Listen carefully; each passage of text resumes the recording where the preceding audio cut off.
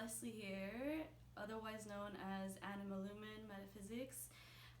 Today, I wanted to share a video with you all that is all about practical tips for beginner witches.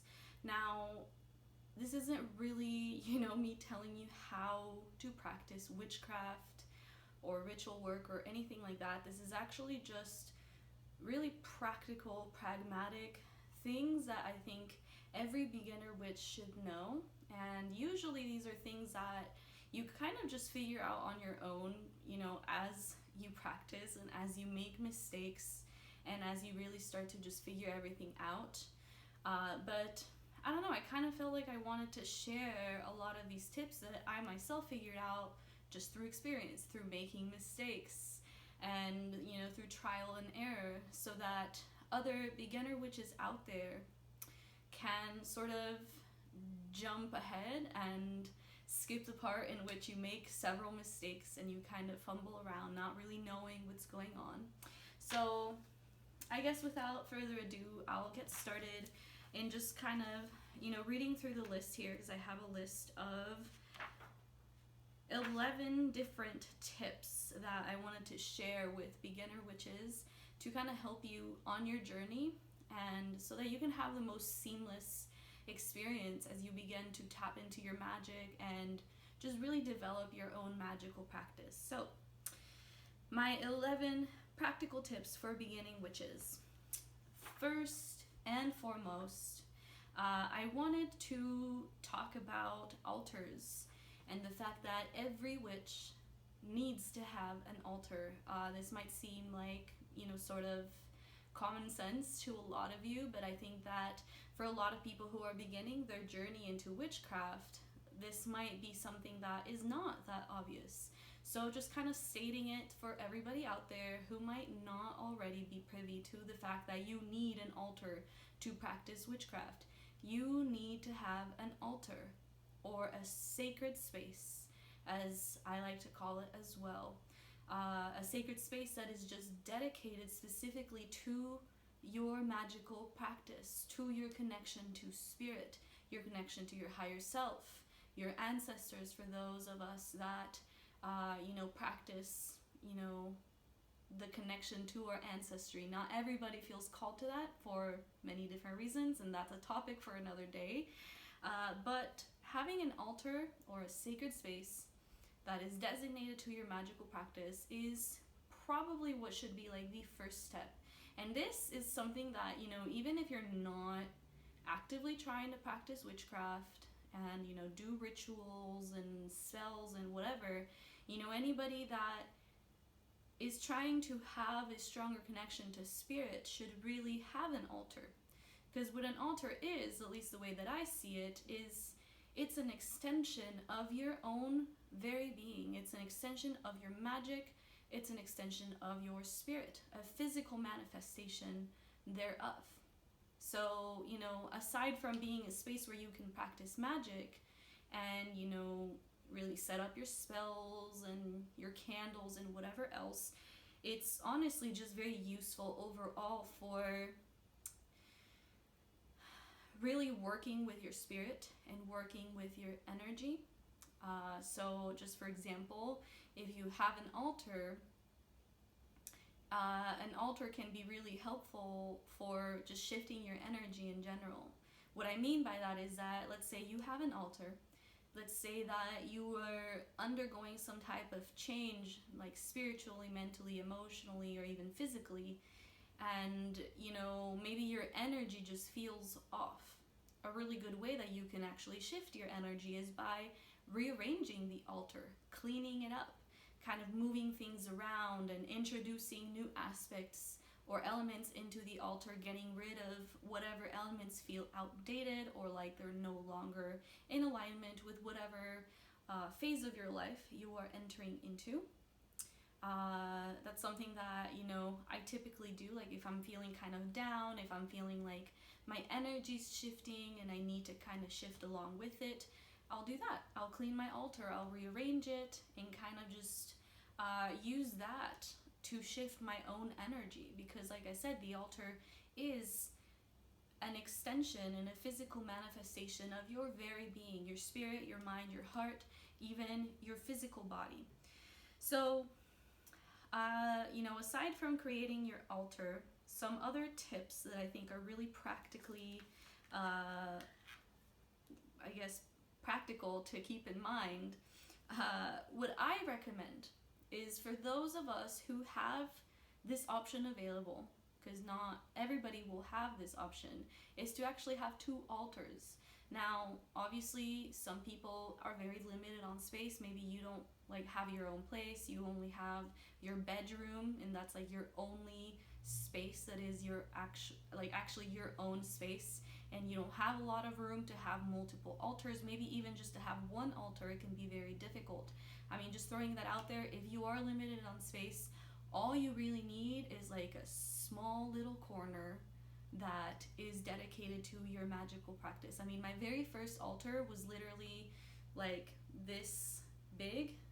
It was actually what's supposed to be a nightstand, those little drawer thingies that go on the side of your bed, and that was it. That was my only altar space, and that's what I worked with when I first was kind of really developing my magical practice.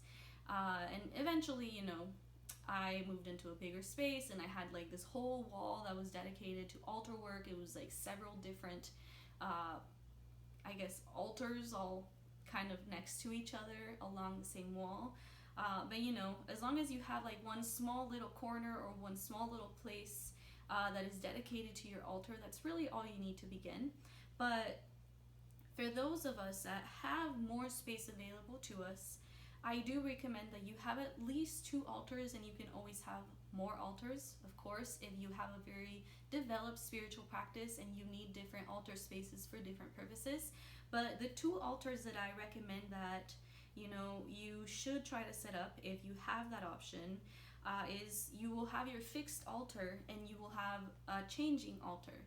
So the fixed altar is where I would put anything that I always want to keep around, that is just my general worship and practice that I'm always going to be doing. So for example, that is the altar where I would put offerings to my higher self, to my spirit guides, to my ancestors, and just anybody or anything that I just commonly I'm in the practice of worshiping, thanking them, giving them offerings and all of that stuff.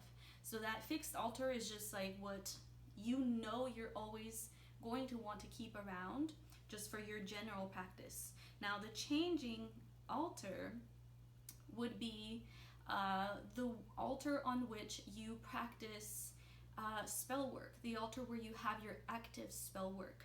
Because obviously, if you're doing one spell, maybe that's more of a momentary thing, something that you need in the moment, and then eventually, that spell will be over. You might, get rid of those spell remains however you want to get rid of them. We will discuss that later on, by the way.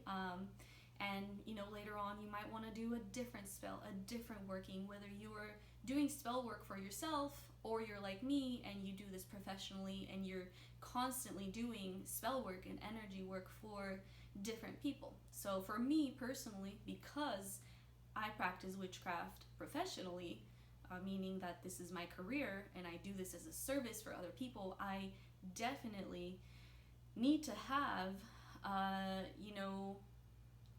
space that is designated for that. So if you can see kind of behind me, this is one of my changing altars, although this side of it is pretty fixed because this is my abundance jar and it's kind of always there. I do work with it. I light candles on it once in a while, but this space right here, that changes all the time. That's where I have active spell work. Then we have this altar over here. This is kind of a fixed altar where I have several different offerings and things that I tend to just kind of keep around. Next to it, you can't really see it, it's out of frame, but that's another changing altar. Right now it's empty, there's nothing on it. And then I have another altar space that is for my ancestors, my spirit guides, my higher self, and that's always fixed. That's always pretty much you know, even if I rearrange it, it always tends to have the same elements on it. So yeah, I do recommend, you know, obviously have an altar, but if it is possible for you, try to have at least 2 altars: your fixed altar for general worship and your changing altar for active spell work. Now, another tip that I do want to mention is when you're trying to decide what kind of surface to set up your altar on, something that I have found very practical is to use furniture that actually, you know, doubles up as storage as well. So, like I said earlier, my very first altar was actually a nightstand. So it's this little, you know, nightstand. You guys are all familiar with it, and it does have this nice flat surface on the top that I use to put my candles and everything else. But the bottom of it was 2 drawers. So what that did is that it allowed me to very safely and conveniently store all of my altar and spell work tools and ingredients. You know, I would store my candles and my altar dishes and, you know, matches or lighters and my oils and powders and like everything else that I would continuously need for my spell work or worship or whatever is all conveniently stored right there. So if you can see right here, this altar right here, we have the altar surface. And right now this area is kind of messy. I honestly need to tidy it up a little bit, but it's like these little shelves. And in these shelves, I actually store, you know, I have like a lot of my tarot decks. I have my magical herbalism book. I have like my little, it's like my grimoire, but not really. It's just like a little notebook, journal thing that I write a lot of my spell work procedures and recipes down in. I have my altar dishes, which is, you know, literal dishes that I keep on my altar, and they're specifically for my spell work. That's something that we will also discuss later on. And then if you can kind of see, I think this is still in frame. You know, this other part of my altar is actually this cute little cubby. There's all these shelves in there, and if you can kind of tell, I know it's kind of far away, in here is where I store all of my oils and powders. I have my little like mortar and pestle. I have a bunch of lighters, and just like a bunch of other ingredients that I use for different workings. So, you know, everything is really nicely stored in here. It's very convenient for me to, you know, kind of reach whenever I need it. And then on the thing next to it, which you can't see, that's where I store my incense, I store my candles, I store, you know, other tools that I commonly use.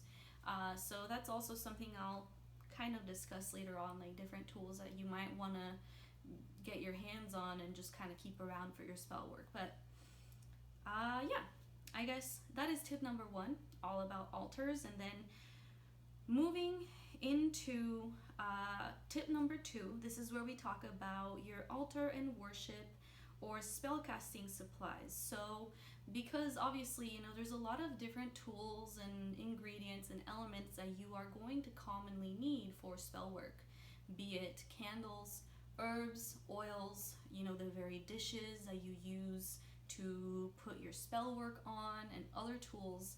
I mean, you might be wondering, like, where do I start? Where does one even buy all of that stuff, right? So, something that everybody should research, and I know this is going to be easier for some people than others depending on where you are located. If you're like in a really small little town, you honestly might have a hard time finding stuff locally. You might have to kind of travel to like your nearest city, or you might have to just resort to buying things online. But you should definitely do a Google search and try to find either a metaphysical shop, which usually I do not prefer metaphysical shops because they tend to be overpriced versus like yerberias or botanica stores. And coincidentally, usually metaphysical shops are owned by Caucasian people, which I don't know if that's a correlation, but I feel like their stuff just tends to be really overpriced. You know, nothing against white people or anything. I'm just saying, like, that's something that I've noticed. And I know for a lot of witches of color, this might be a thing that you don't prefer, to kind of work with You might prefer to work with other people of color. So, if you're trying to keep your business with people of color, then I suggest that you Google search specifically for yerberias, which is like Mexican. Usually it's Mexican, but depending if you're like on the East Coast or something, it might be Puerto Rican or Dominican people who run the shop or something like that.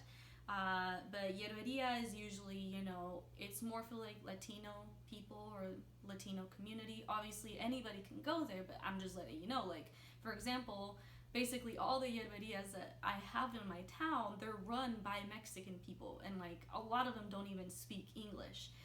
So if you're not Hispanic and you don't speak Spanish, and you go to a really authentic yerberia where people don't even speak English, I mean, that might be a little bit of a barrier.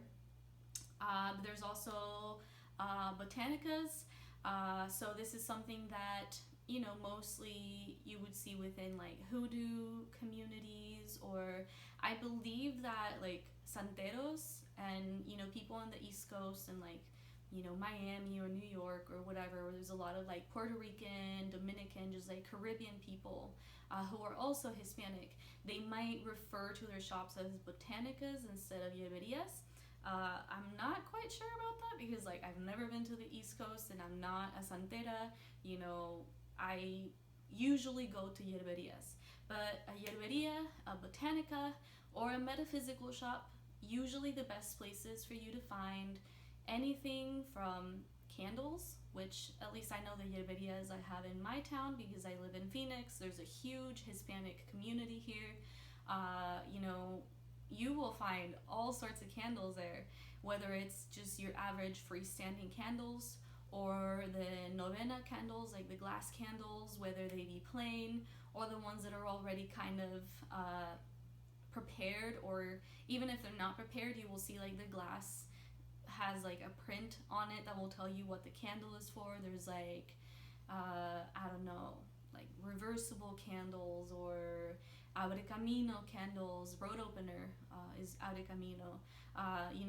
There's candles that are made for Santa Muerte. If you worship Santa Muerte, candles dedicated to all sorts of different saints. So there's all sorts of stuff. You'll also find candles that are the Adam and Eve candles, which is the ones that are like a man or a woman, or a man and a woman together standing on a heart. That's usually used for like love spells and reconciliation work and stuff like that.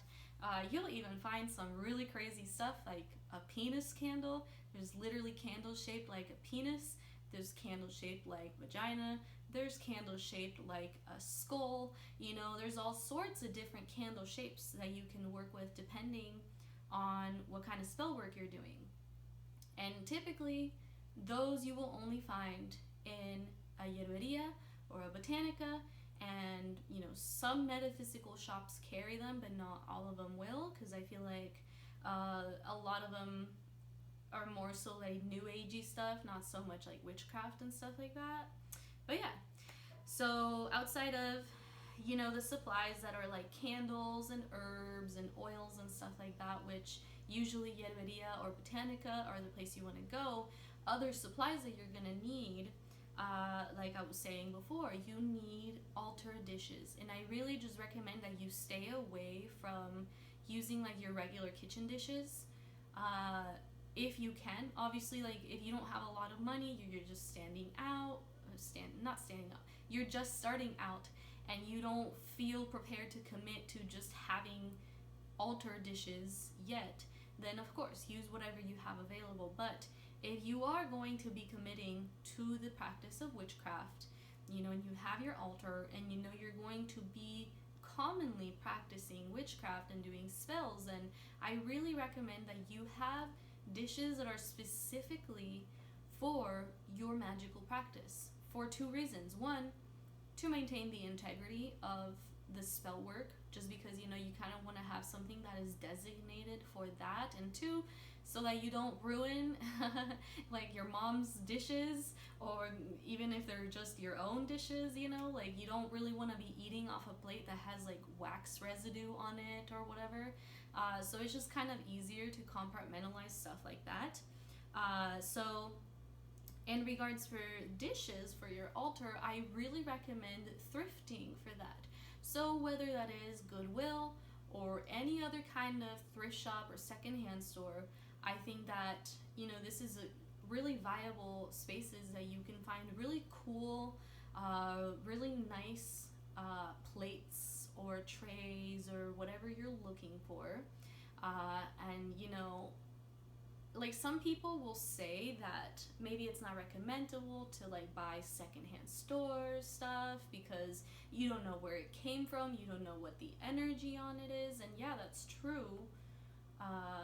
But if you go in there with discernment, and just try to get really good at like gauging the energy of an object, you can definitely stay away from the objects that have bad juju on them or that just have like gross energies on them.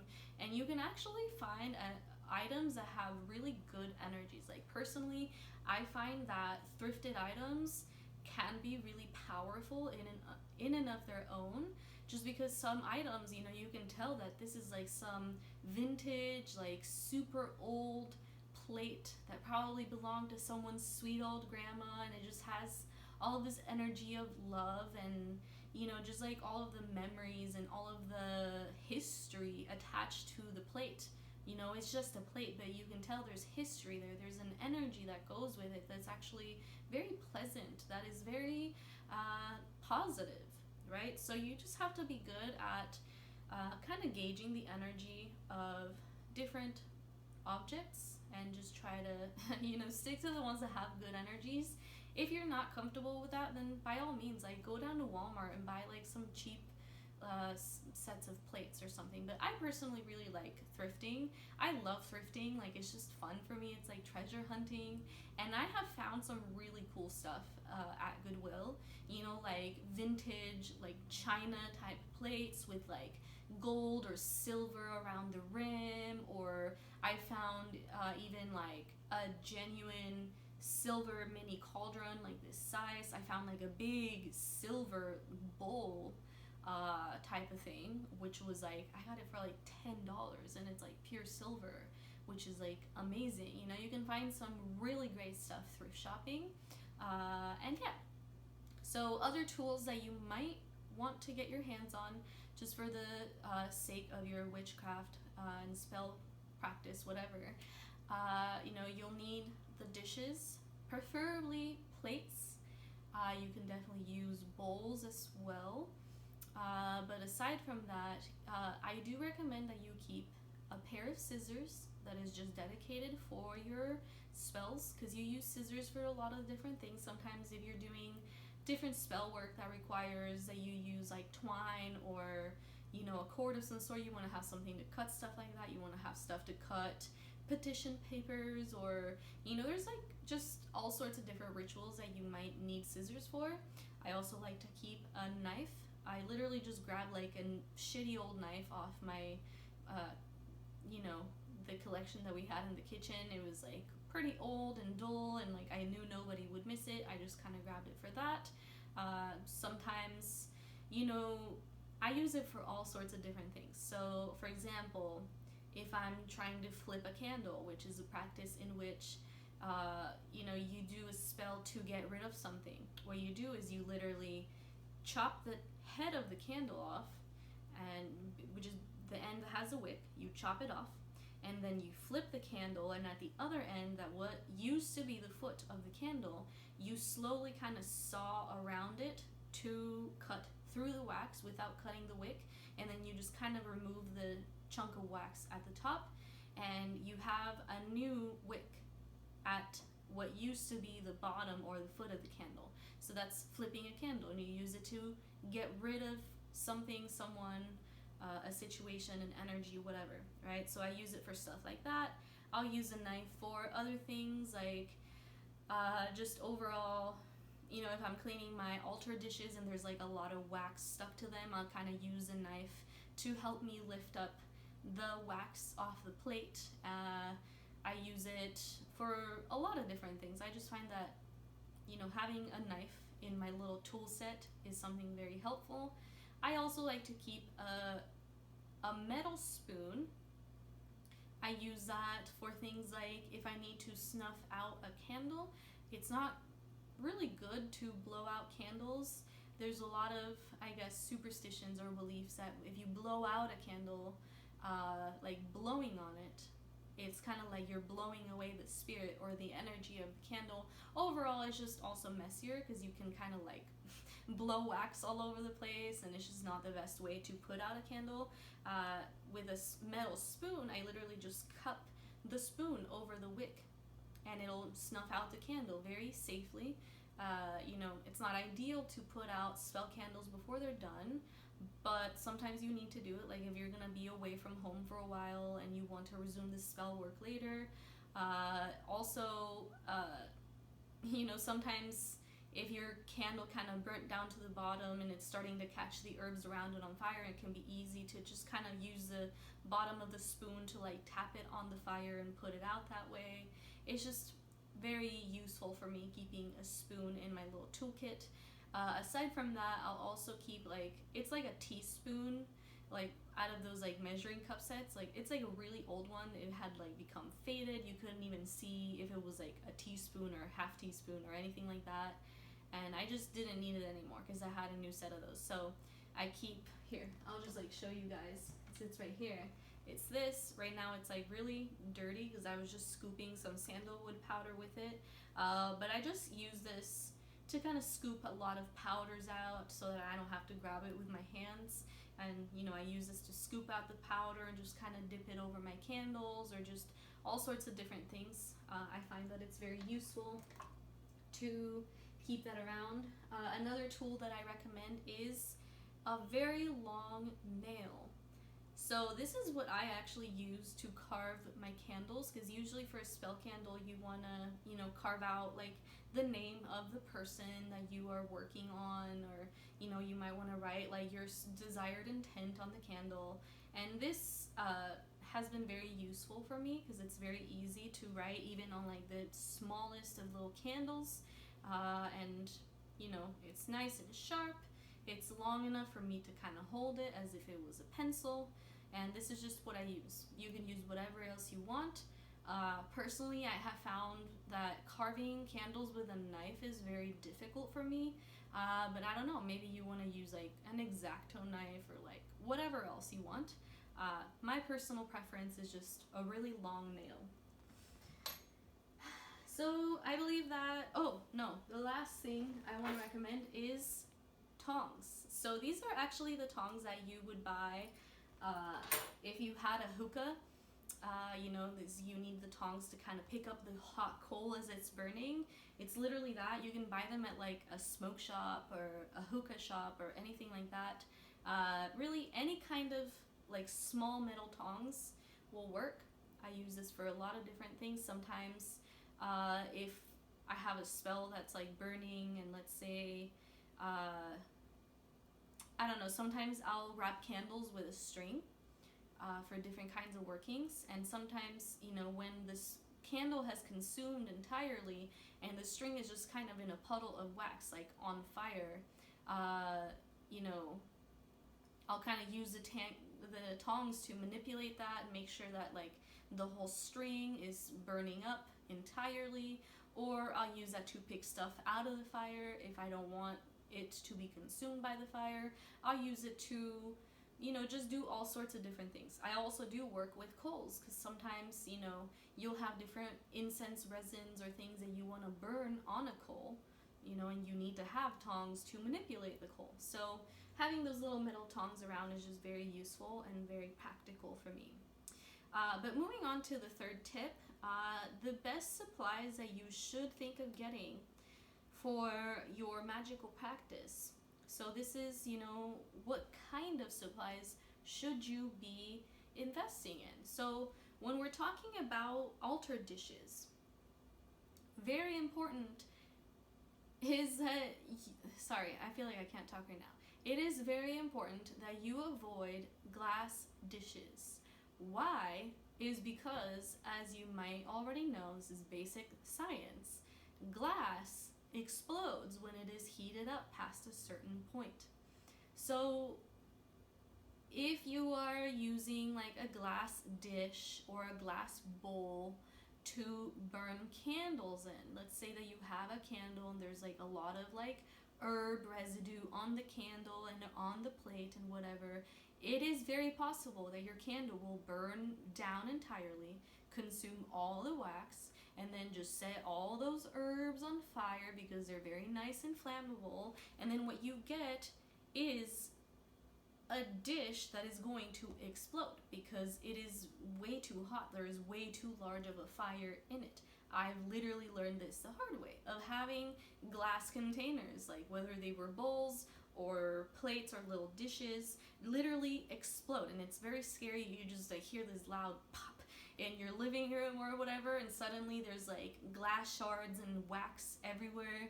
It's not only unceremonious, and you know, it obviously does have a meaning if that happens. If there's like exploding glass in your spell work, that's something you should interpret.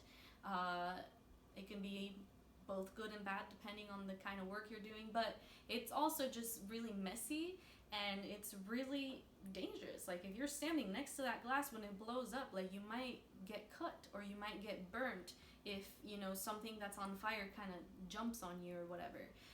So the only time in which I would recommend a glass bowl, specifically a glass bowl, is for workings that include water. So sometimes, you know, you can choose to put your candle, and usually I only do this with like those jumbo candles. You know, you put the jumbo candle inside a like pretty large bowl, and you know, you obviously dress and prepare your candle or whatever, and then you pour water into the bowl kind of at the feet of the candle. Personally, I use this for like healing work or anything that, you know, water has a really healing energy. It's very cleansing, so I'll use it for that. In that event, you know, it is safe to use glass because the water will prevent anything from catching on fire. But outside of that, you know, if you're doing regular spell work, there's no water involved, whatever, I really recommend that you stay away from glass. It is better to work with metal dishes or porcelain, like, you know, regular china will work. I mean, china will also break if it heats up enough, but it is a lot less likely that that will happen. I feel like it has like a higher heat resistance, and it also doesn't blow up as bad. Like I've definitely had like china type plates break before, but they didn't literally blow up the way that glass would. It just, you know, the plate cracked and there was some wax that seeped onto the table below it, but like that was it. And yeah, so metal plates and bowls will work best. China, porcelain type stuff will also, or I don't know if it's porcelain, it's like ceramic, whatever that is, that also works pretty well. I would just stay away from glass. I know that, especially if you go thrift shopping, there will be some like super cute like glass little candy dish or plate or serving tray or bowl, and you know, glass is very beautiful, but I would not use it for spell work. The only thing I use glass dishes for is, I guess, you know, I would show you, but I don't feel like getting up. On my like ancestors' higher self altar, you know, I have like these nice little like glass chalices that, you know, I'll put little tea lights inside of them and stuff like that. Because tea lights are pretty safe. Like they're not going to set anything on fire. They're not going to burn more than, you know, they're supposed to. So that is safe. But for active spell work where you have freestanding candles and the like, stay away from glass dishes. So as for other supplies, I would definitely say avoid using cheap ingredients. Now, I'm not trying to be like classist and like, you know, bash anybody who can't afford nice things. If you can only afford dollar store candles and dollar store oils and herbs, then more power to you. Like, work with whatever you can afford and whatever is available to you. But that is the thing. You should invest in tools and, you know, ingredients that are the nicest possible quality that you can afford to the best of your ability. If you can, stay away from dollar store items like candles and stuff like that, then I definitely think that, the stuff that you get at Yerberias or Botanicas are the best. Obviously, like, the organic stuff is best. Is like the stuff that you get at Yerberias, like, honestly, like, the wax is like synthetic shit, and it's not like the best, healthiest organic stuff, but it is good enough quality that I think, the way that the candles burn and everything is just a lot more reliable and a lot better than dollar store items. Like, if you've ever burnt a candle from the dollar store, like, they just don't burn right, if that makes sense, at least in my opinion. And it won't necessarily mean that your spell won't work, but I just feel like it does bring in a little bit better energy when you are, really taking care of selecting your items carefully, using items that will mean the spell will progress a lot more organically, a lot more effortlessly. If you can get fancy with it and you find like beeswax candles, and there's even like the cool like rolled beeswax candles, those are great. I do use those for specific kinds of workings because it's like a little rolled sheet of beeswax with a wick inside of it, and I really like to unroll those, and I actually dress them like as a flat sheet. I'll put oil and herbs and maybe even a petition paper, and then I'll roll it back up so that the candle is loaded with all the stuff like inside the roll. Those are really great for that, but those are typically a little more expensive and it's not necessary. And as for herbs and oils and stuff like that, I do also think that, investing in ingredients that came from a reputable source, especially with herbs, because herbs are sentient, like, they are alive. That's like a plant spirit that you are engaging with and using for your magic and your spell work. If you're using a plant spirit, where the plant came from a good place, maybe it was wild foraged, or it was grown organically, it was grown with love, it was treated with integrity the whole way. I mean, that's way better energy to work with than, something that was mass produced in some shitty factory greenhouse and, packaged in a bunch of plastic and all of that. Now, obviously, the most important thing for your power and your magic to work is your own belief and your own intention. So if you can't afford anything besides dollar store herbs or oils or whatever, so long as your intent and your belief is clear and strong and powerful, then your spell will work, right? But I'm just saying, I think it is better to try and work with the best possible ingredients that you can afford. Now, as for prepared oils and powders and stuff like that, because, you do use different kinds of oils, different kinds of powders to dress your candles and just for different kinds of spell work, I recommend that you get into the habit of making your own oils and powder. Obviously, because you have a lot more control of what's going into every kind of recipe. You're really, putting your own touch into it.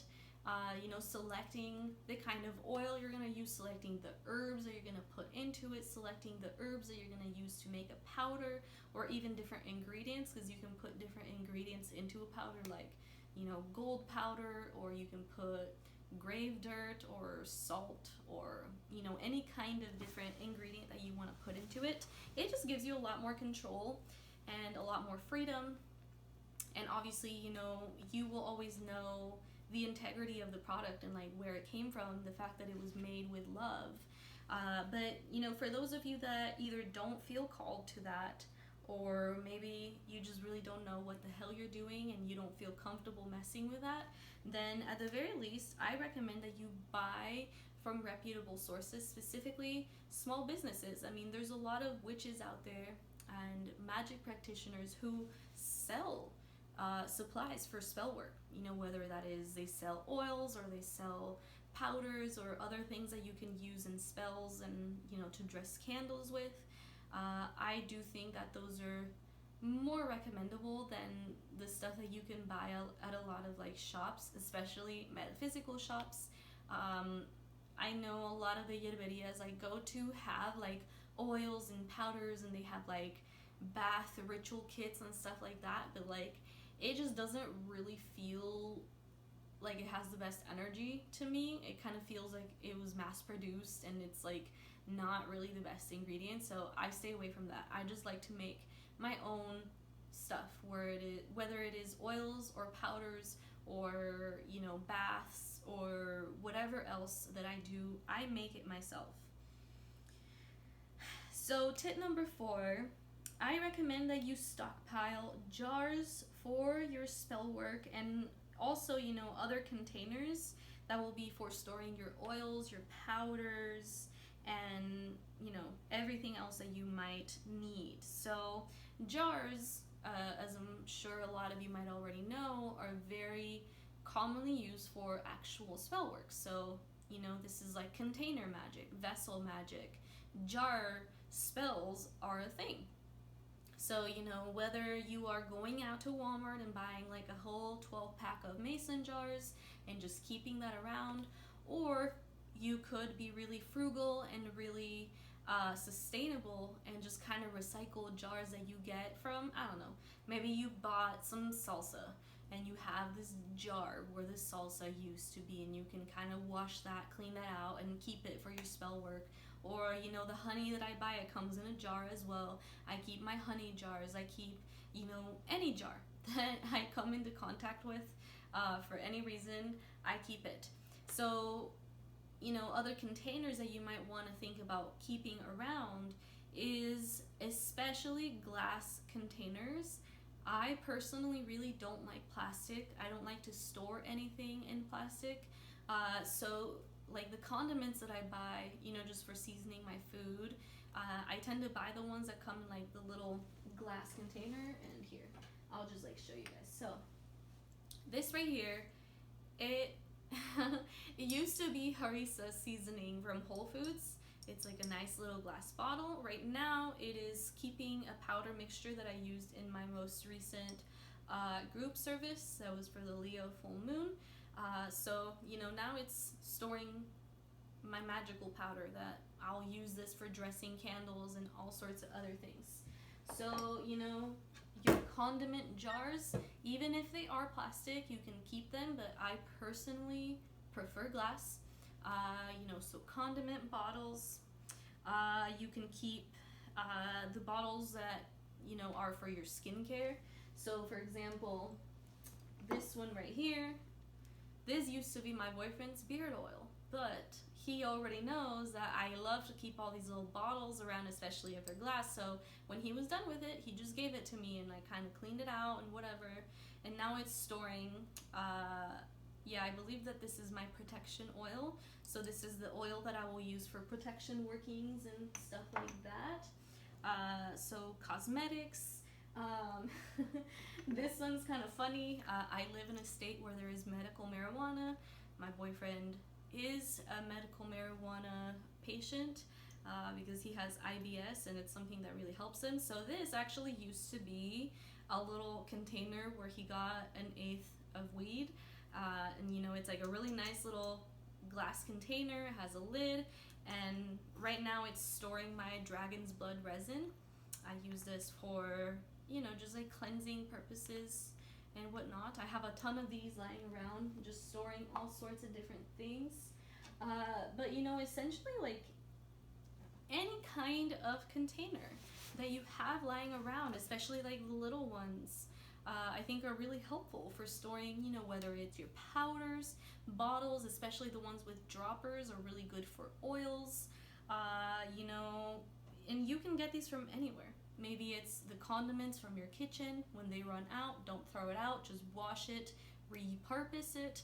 Your skincare containers, cosmetics, anything like that is like a small little container that will be useful for storing all sorts of different things that you're going to be making or just needing for your magical practice. So we already addressed that we should have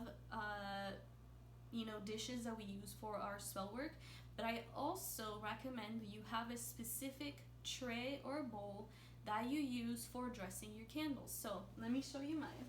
It's right here.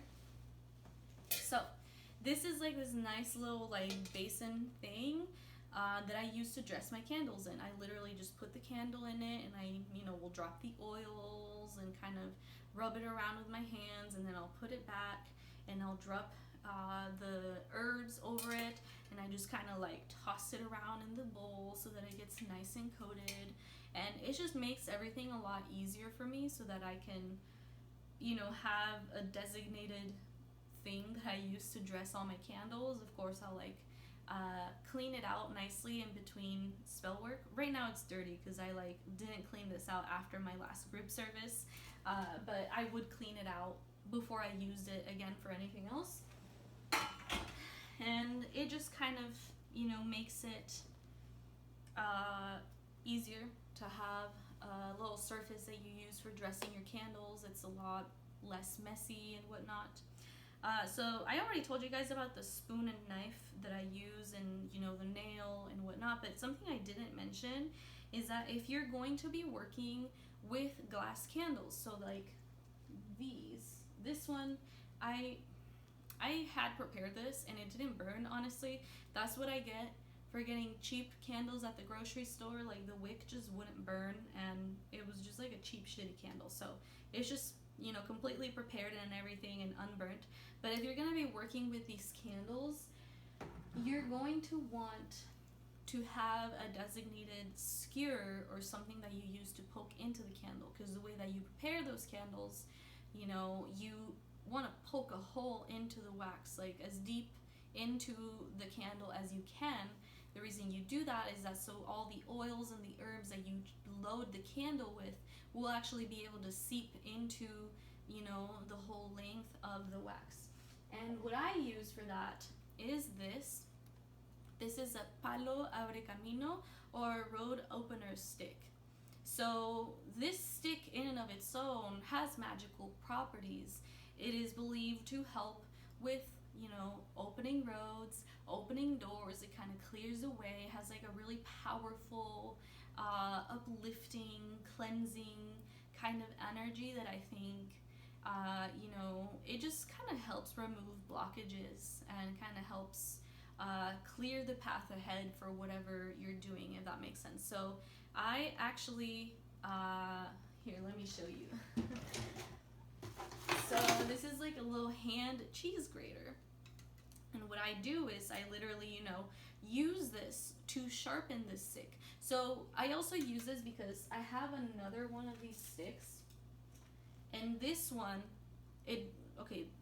right here, it has wax all over it because I use it to poke candles with, and there's just residue on it. But this one is completely clear, and with this one I will shave it and use the road opener stick shavings as an ingredient that I put in a lot of my powders.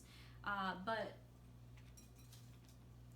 this one right here, I just kind of shaved it down until it was nice and pointy, and now it's like a nice little skewer that I use to poke a hole in those glass candles whenever I do work with them.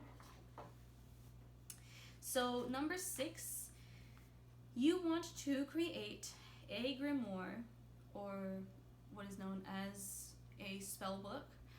You basically just want to have something that you write down your procedures and recipes in, and this can be anything from like a super nice fancy like book that you buy specifically for your magic and that has a cool witchy look to it. It could be a fucking plain notebook. It could be just like a regular old binder with loose leaf paper in it. Whatever you want to use.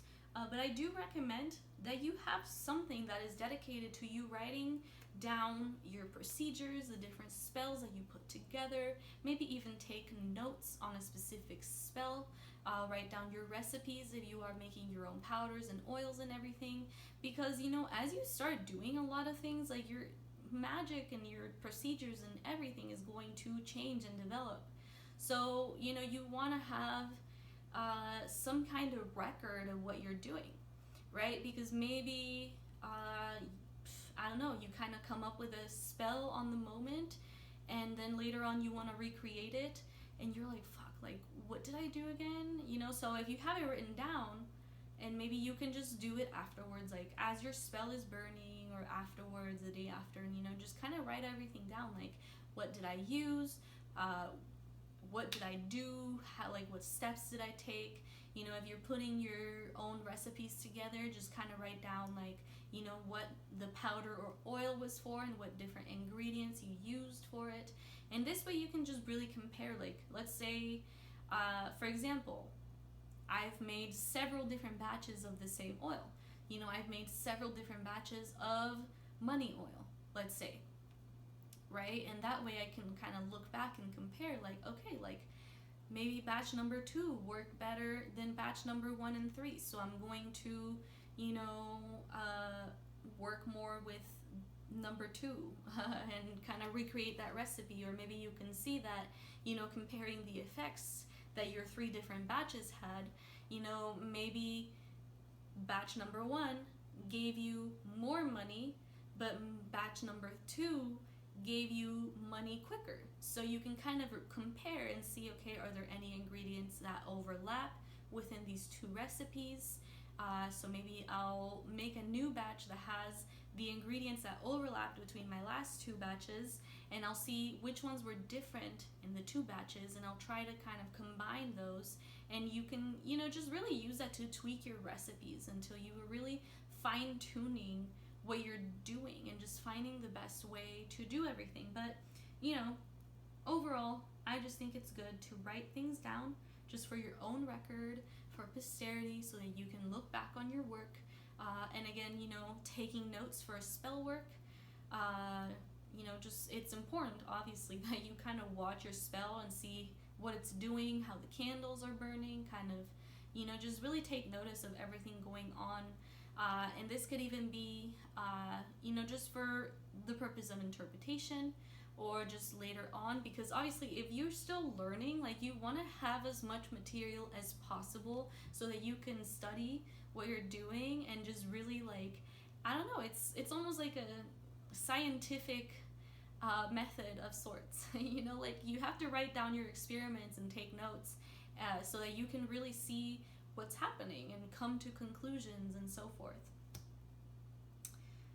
Oh, and honestly, okay, part of this, I guess I didn't write it down, but I just thought of it, you know, because we're talking about writing things down and just making sure that you're keeping record of everything. I do recommend that you also take pictures of your spell work, you know, as your candles are burning or whatever. Take lots of pictures, take lots of videos, just because, you know, having those visual aids really helps to kind of look back on, like, how the candles burnt. You can kind of, you know, use that to help you interpret what that spell work could have meant, or interpret, you know, the results that you can expect and so forth.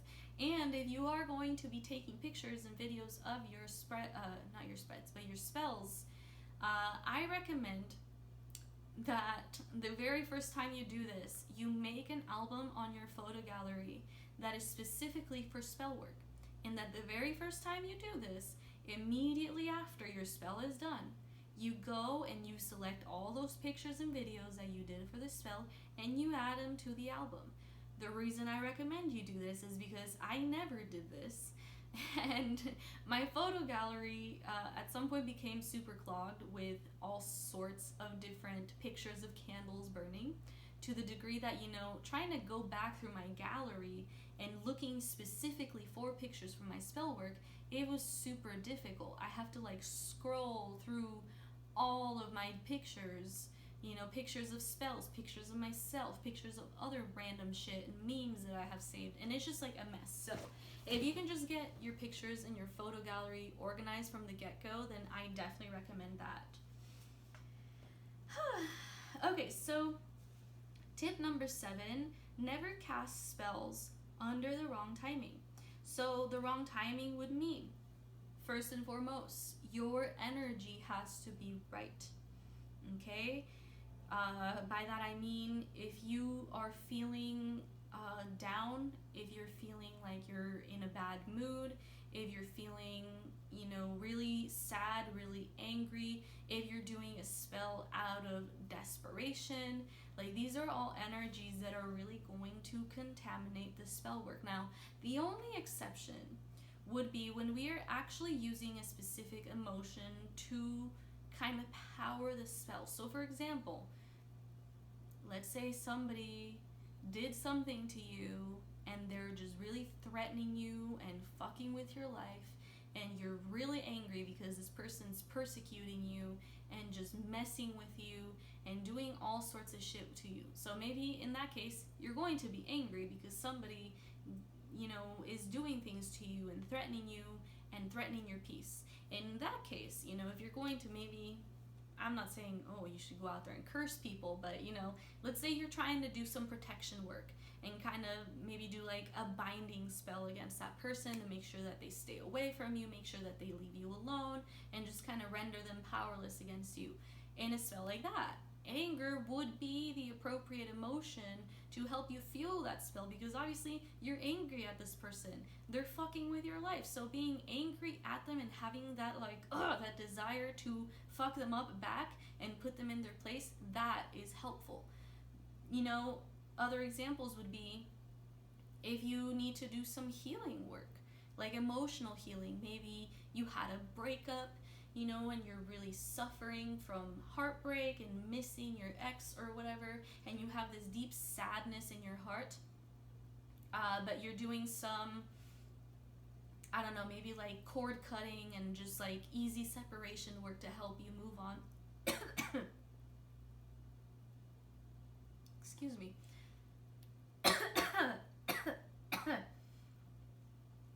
Ugh. I don't know what that was. I think I just choked on my own spit or something. Ugh. But anyways, if you're doing spell work to help you move on from this breakup and just heal from it, heal your heart and emotionally, spiritually, whatever, maybe that sadness that you feel actually would be appropriate, because you're really using that sadness as the fuel for your desire to heal. You can transmute that sadness into something else. So, emotions aren't necessarily a bad thing. You can use certain emotions to fuel a spell. You can use them to perform alchemy emotionally and just really transmute one emotion into something else. But you need to be very mindful of your state of mind, of your emotional state, maybe even your physical state. Because if your body's really tired and you're sick and you're just, really not in a good space where you feel like your energy isn't right, casting a spell under the wrong conditions is really going to not only fuck with your spell work and maybe make it not work or make it give you the wrong results, it can actually really mess with you health-wise. If you cast a spell when you're already really tired and really depleted and not feeling good, you could deplete yourself further and just kind of put yourself in a little energetic coma where, you're just feeling really, really shitty for the next few days or whatever.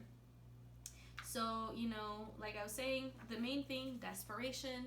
Desperation is a killer of magic.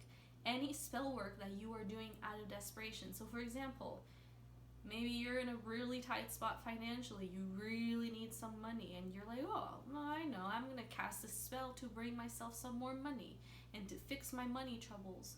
Well, unfortunately, if you are casting a money spell out of desperation and with this fear in your heart that, I'm broke, I got bills coming up, I can't fend for myself, and you're just in straight up fear survival mode, that's just really not a good energy to work with. I know that, in a situation like that, for example, it can be very difficult to get rid of that because maybe you are scared, you are fearful, you are desperate. But it is important that you try and wait until you are in a space where you're okay, I'm conscious of the situation and I know that I have a problem on my hands, and right now I don't know how I'm going to fix it, but I'm a lot more calm, I'm a lot more hopeful, I'm a lot more in control of myself. And I know that just because I'm in a tight spot right now. It doesn't mean that I can't resolve it. You want to wait until you're in a better state of mind and in a better emotional state, so that you're not fueling your working with desperation, but you're fueling it with empowerment. And maybe you're even using that, what used to be fear and desperation, maybe now you're angry, and you're like, over my dead body, I will manifest the money that I need. I will make the money that I need to pay my bills, or whatever other working you're doing. You need to find a way to transmute your desperation into an energy that is useful to you. So, a little more on timing. The timing doesn't always have to do with you and your own energy. It also can be, external things. So, for example, if you're into astrology, the one time that I would advise to not practice spell work is during a void moon. So for those of you that don't know astrology and you don't know what a void moon is, it's essentially the moon changes sign every about 2.5 days, okay? So a lot of the times, mostly this is when the moon is about to change from one sign to the other. The moon will actually be in a void state, which means that it's not aspecting or touching any other planets. So it's not really interacting with anything else in the solar system. That is a void moon. The moon is not currently being charged or affected by any other cosmic body in the solar system. This is typically not really a good time to initiate or do anything. In fact, if you get into the habit of tracking void moons like I do, you will notice, at least for me, when the moon is void, I literally don't want to do anything. That's times where I'm like, I just want to be a blob. I just want to sit around. I want to rest. If I do end up doing anything, it's not really, me initiating new projects or seeing anything to completion. Usually it'll be just me, I don't know, kind of working on something that I'd already been working on. So, I do wire wrapping, so maybe I'll kind of keep on doing my wire wrapping and doing some creative outlet. It is a good time for cleaning and all of that, because it's this nice void energy that allows you to just really empty yourself and empty your life of what you don't need anymore. So, I guess for spell work, that is something that also applies. Void moons, I avoid for spell work unless it is specifically spell work that is for cleansing and resetting. Okay, so if you're trying to banish anything, if you're trying to cleanse and purify yourself, purify and cleanse your life, that's typically what the kind of spell work that I do on void moons. But mostly, honestly, I don't practice spell work during void moons. If anything, I'll do cleaning magic. So literally my cleaning routine is magic. I don't see it as just me cleaning my apartment. It's me moving energy out of my apartment. And I'll do another video on that specifically, how you can incorporate magic into just your day-to-day routine and everything that you do, from cleaning, cooking, etc. But for now, I'll just leave it at that. The last thing I want to say on this whole timing thing is don't cast spells in a rush. Take your time. Obviously, you might at some point find yourself in a situation where this isn't possible and time really is of the essence and you are kind of in a rush. But again, this is going back to the whole desperation thing. Even if you are pressed for time, you need to find a way to collect yourself, still yourself, center yourself, and just be present in the present moment. Because what happens a lot when we are rushing is that, we're kind of looking ahead to that deadline. And instead of being here, we are over there where the deadline is. We're thinking about the future, we're rushing, we're just trying to get to where we're going, and that kills presence. You need to be present. You need to be in the here and now in order to cast the most effective spell work. So try not to rush, and even if you are in a rush, you need to collect yourself and you need to call yourself back to the present moment. So, tip number 8 is all about putting out spell candles, and I already kind of mentioned this before, but a little more in detail. Like I said, don't blow out spell candles. Snuffing them out is best. Like I said, what I do is I grab my little spoon and I just kind of cup it over the top of the candle, and that puts it out very nice and safely. So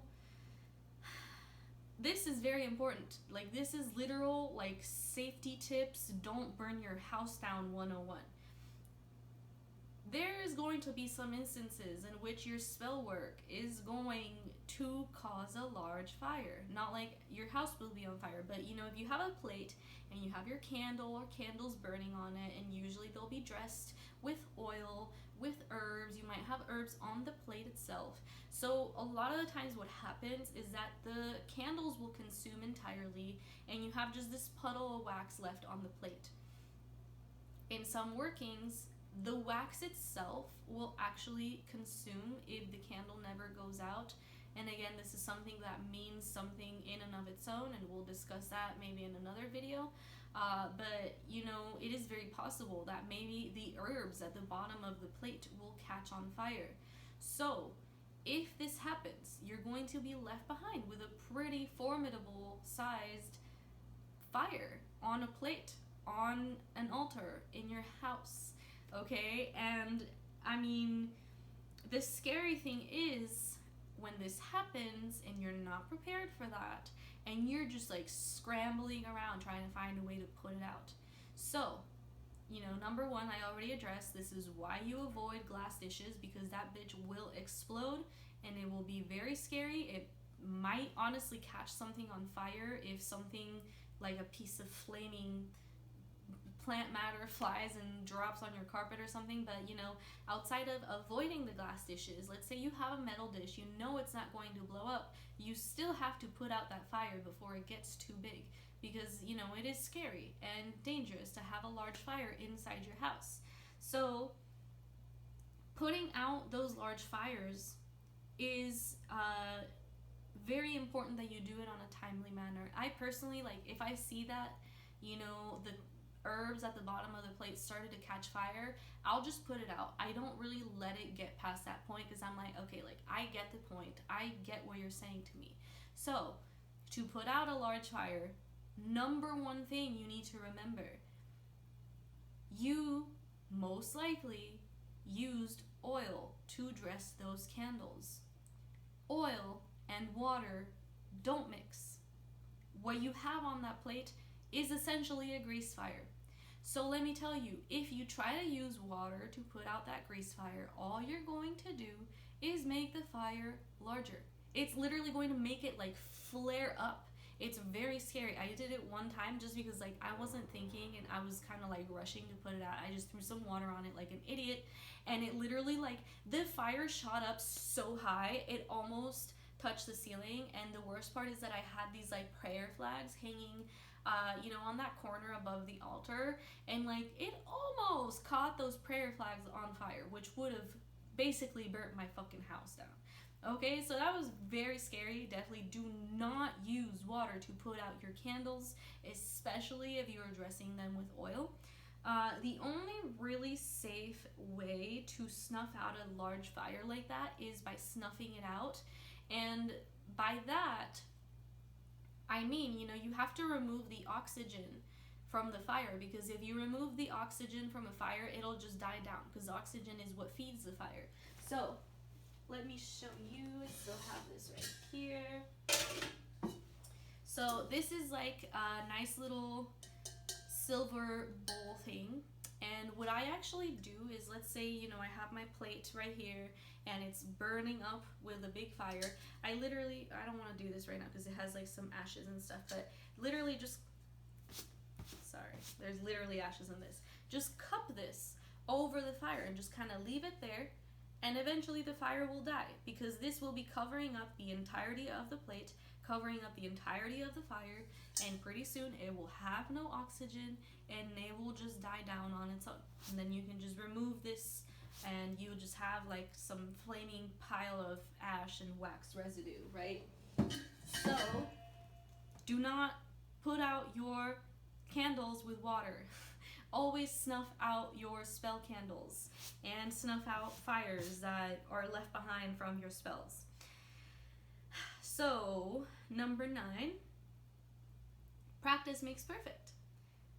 Obviously, when you're just starting out, you have to just keep practicing and perfecting your craft. You have to be very patient with yourself because you're learning, and you should be excited about the fact that you're learning. It's a whole journey of self-discovery and just discovery in general. So, be very patient with yourself, commit yourself to doing the work, and release all expectations that you have. Because obviously when you're just starting out, you don't know what you're doing. Even if you do have like a mentor or someone, an elder that's teaching you whatever, I'm sure they will tell you, like, you have to release your expectations. You're still finding your power. You're honing your craft. You're not going to learn this shit overnight. It's going to take you making mistakes several times before you find the right way to do things, and you really kind of find your rhythm and find, maybe even your own style of doing things. So release your expectations and just let the work unfold, and don't overdo it, okay? Because there is such a thing as overdoing spell work, and by that I mean, like doing the same ritual over and over and over again. Sometimes it's best to just kind of do it and release it and let the energy kind of unfold. Things take time. Don't overdo it in terms of,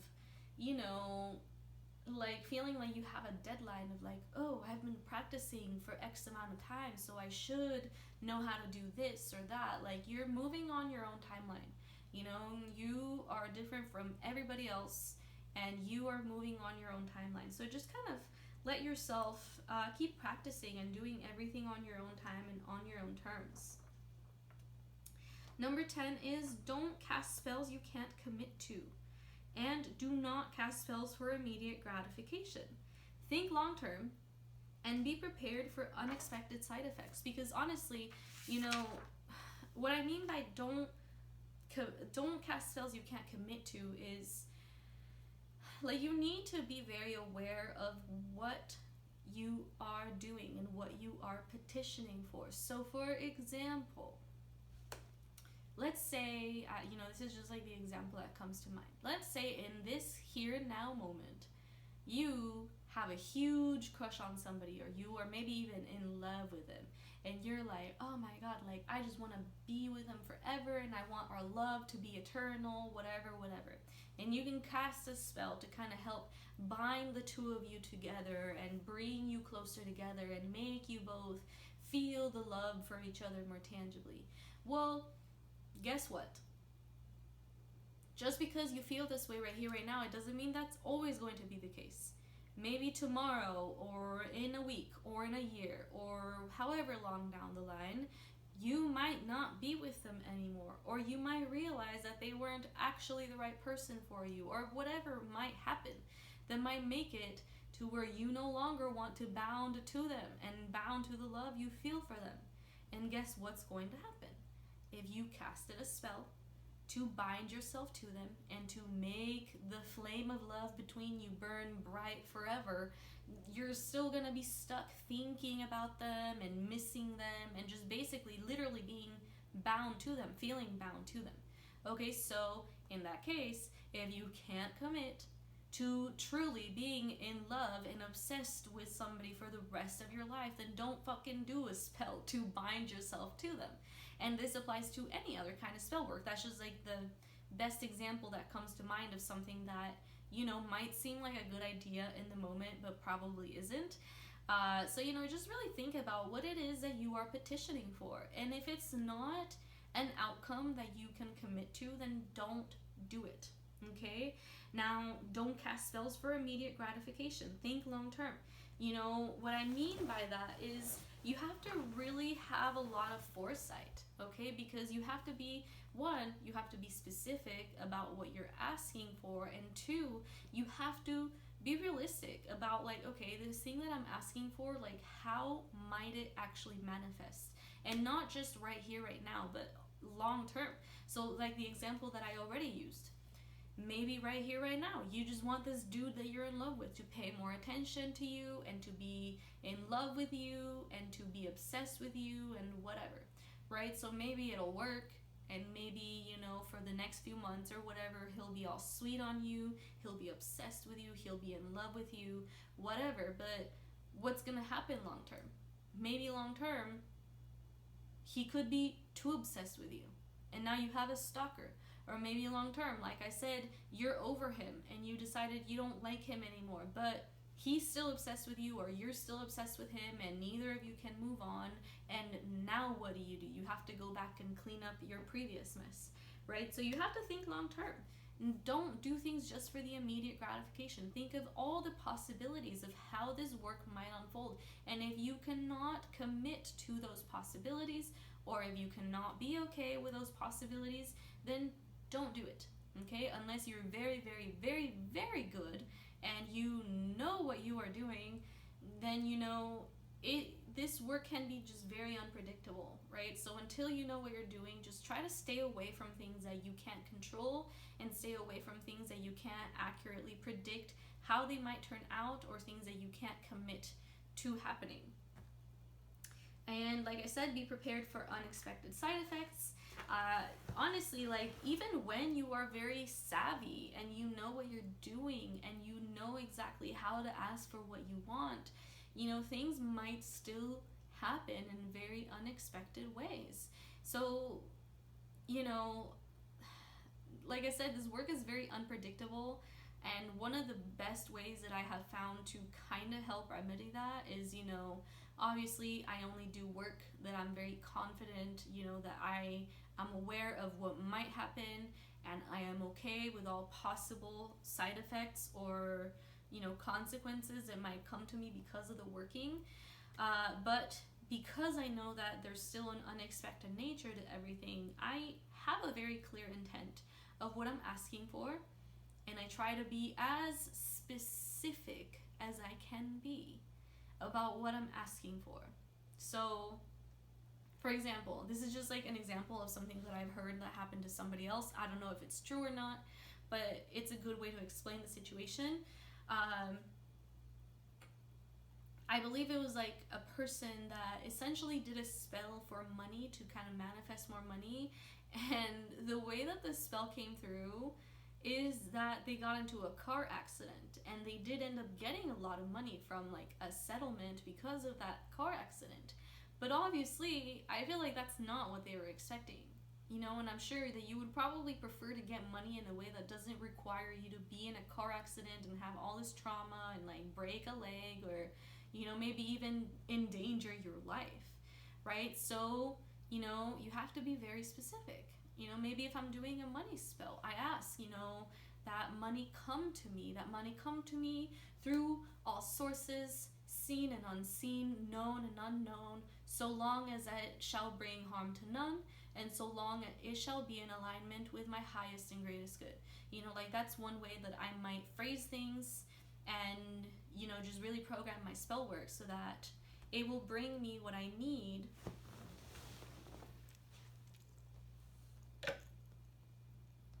Oh shit, okay, it is still recording.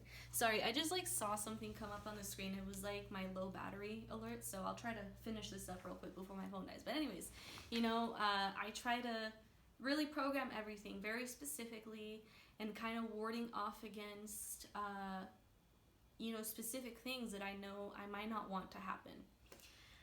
But the last thing that I have here is set your intentions clearly and concisely. Basically, what I just said. You have to cover all your bases and be very precise in what you ask for. Okay, don't be general.